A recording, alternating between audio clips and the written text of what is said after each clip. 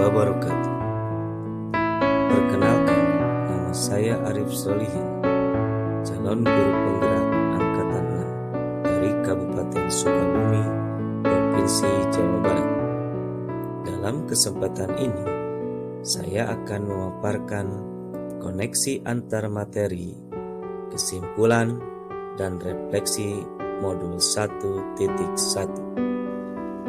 Setelah saya membaca dan mempelajari serta mengikuti kegiatan pembelajaran dengan bimbingan fasilitator, saya dapat menarik kesimpulan dari modul 1.1, yaitu Trilogi Pendidikan menurut Ki Hajar Dewantara. Ingarso Sungtolodo di depan memberikan teladan, Ing Madya Mangun Karso di tengah-tengah memberikan semangat, Tukuri Handayani di belakang memberikan motivasi. Ki Hajar Dewantara membedakan pendidikan dan pengajaran. Menurut Ki Hajar Dewantara, pengajaran adalah bagian dari pendidikan. Pengajaran merupakan proses pendidikan dalam memberi ilmu atau berfaedah untuk kecakapan hidup anak lahir dan batin. Sedangkan pendidikan memberi tuntunan terhadap segala kekuatan kodrat yang dimiliki anak agar ia mampu mencapai keselamatan dan kebahagiaan yang setinggi-tingginya, baik sebagai seorang manusia atau sebagai anggota masyarakat. Pendidikan yang menuntun. Dalam proses menuntun, anak diberi kebebasan, namun pendidik sebagai pamong dalam memberi tuntunan dan arahan agar anak tidak kehilangan arah dan membahayakan dirinya. Seorang pamong dapat memberikan tuntunan agar anak dapat menemukan kemerdekaannya dalam belajar. Kodrat alam dan kodrat zaman. Kodrat alam berkaitan dengan sifat dan bentuk lingkungan di mana anak berada, sedangkan kodrat zaman berkaitan dengan isi dan irama. Ki Hajar Dewantara hendak mengingatkan pendidik bahwa pendidikan anak sejatinya menuntut anak mencapai kekuatan kodratnya sesuai dengan alam dan zaman. Budi pekerti. Budi pekerti, watak atau karakter, merupakan perpaduan antara gerak, pikiran, perasaan, dan kehendak atau kemauan, sehingga menimbulkan tenaga.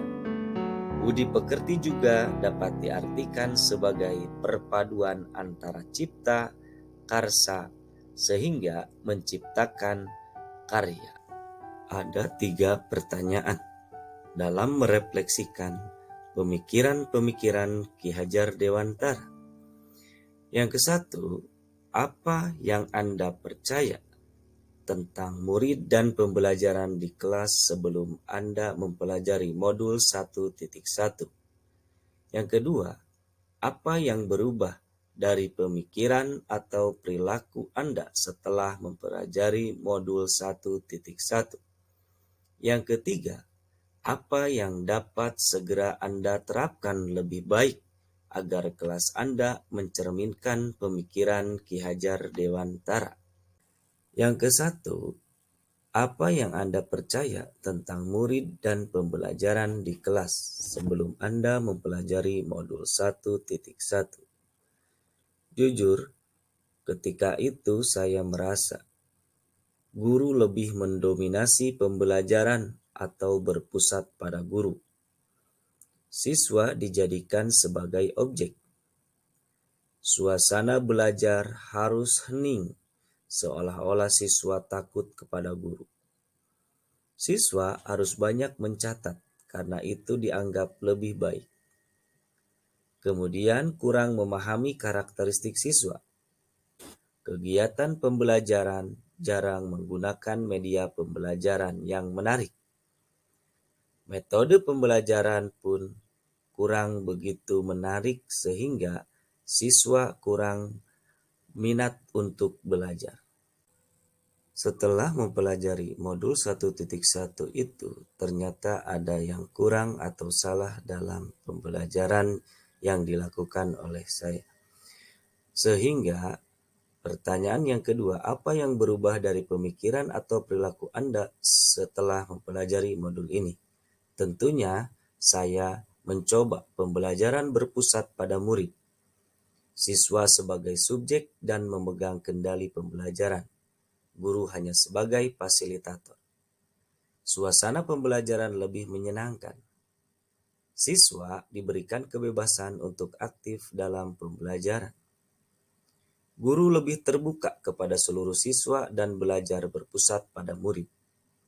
Lebih memahami karakteristik siswa. Menggunakan media pembelajaran untuk menarik minat bakat belajar siswa. Metode pembelajaran yang digunakan lebih menarik juga, sehingga tercipta pembelajaran yang aktif, kreatif, inovatif, dan menyenangkan. Kemudian, pertanyaan ketiga, apa yang dapat segera Anda terapkan lebih baik agar kelas Anda mencerminkan pemikiran Ki Hajar Dewantara? Tentunya, setelah saya mengintrospeksi diri tentang pembelajaran yang selama ini saya lakukan, saya segera mencoba penerapan metode yang sesuai dengan karakteristik murid.